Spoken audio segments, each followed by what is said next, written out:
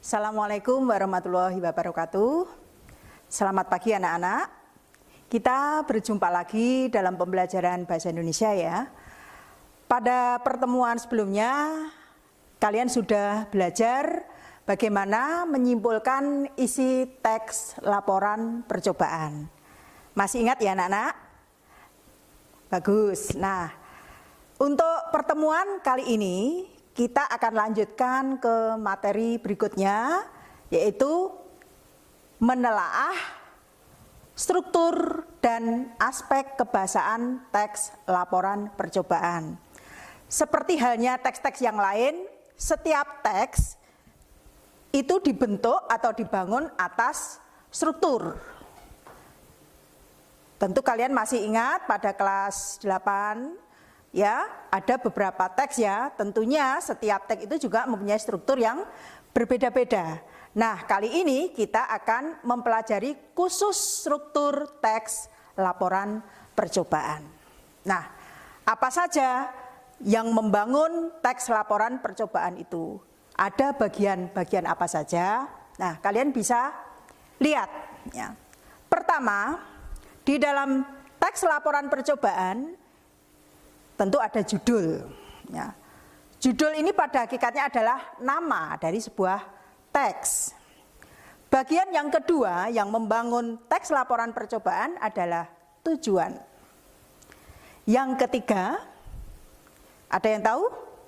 Yang ketiga adalah alat dan bahan. Berikutnya, yang nomor 4, langkah-langkah. Masih ada lagi? Yang nomor 5 adalah hasil. Dan ini tampaknya yang terakhir, yaitu simpulan. Nah, bagaimana pengertian atau penjelasan dari setiap bagian-bagian ini anak-anak? Yang pertama, judul. Ya, tadi sudah Ibu singgung sedikit ya. Judul itu menunjukkan objek penelitian yang mewakili seluruh isi percobaan. Paham ya maksudnya? Contoh, membuat slime sederhana, membuat kecambah, dan membuat apa misalnya. Yang kedua, tujuan. Nah, di dalam percobaan tentu ada tujuannya. Nah, tujuan teks laporan percobaan itu berisi tentang keinginan atau maksud apa yang ingin dicapai oleh peneliti. Contoh, agar kita menjadi lebih kreatif dan berinovasi dalam kreativitas tertentu, ya, maka kita bisa menuangkan tujuan ini di dalam teks. Ya, misalnya slime ini membuatnya mudah sehingga menghemat uang Anda. Nah, itu tujuannya. Berikutnya alat dan bahan. Ya. Alat adalah media yang digunakan untuk mengelola bahan ya, atau komposisi yang ada. Nah, dari percobaan tadi ya, membuat slime sederhana itu misalnya dibutuhkan sendok, baskom, dan lain-lain ya. Berikutnya bahan. Bahan adalah bentuk materi atau zat yang dimanfaatkan, diproses, dan dibentuk oleh alat tadi. Contoh, lem, sampo, obat tetes mata, dan air. Ini semuanya adalah bahan-bahan yang digunakan untuk membuat slime sederhana tadi. Bagian berikutnya dari teks laporan percobaan itu ada langkah-langkah. Ini merupakan bagian yang paling penting anak-anak. Ya. Langkah-langkah adalah prosedur atau tahap-tahap proses penelitian atau percobaan. Nah, kalimat-kalimat atau langkah-langkah ini harus urut. Ya. Contoh, ketika membuat slime sederhana, langkah yang pertama, tuangkan lem pada baskom. Yang kedua, tambahkan sampo, air, dan obat tetes mata. 3. Aduk hingga rata dan kental. 4.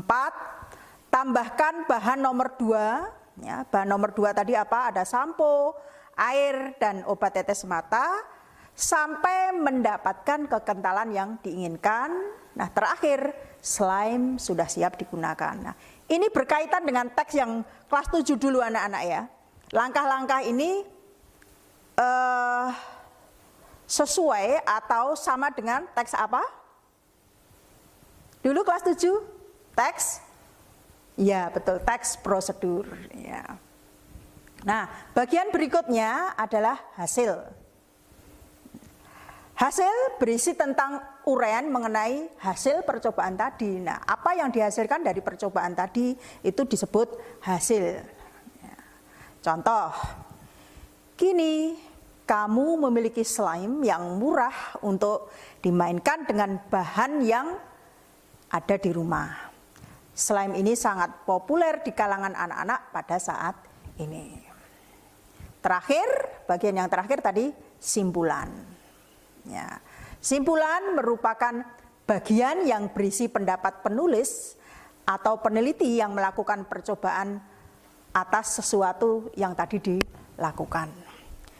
Ya, contoh, dengan membuat slime sendiri, pengetahuan dan kreativitas kita akan bertambah. Selain itu juga akan bisa menghemat uang.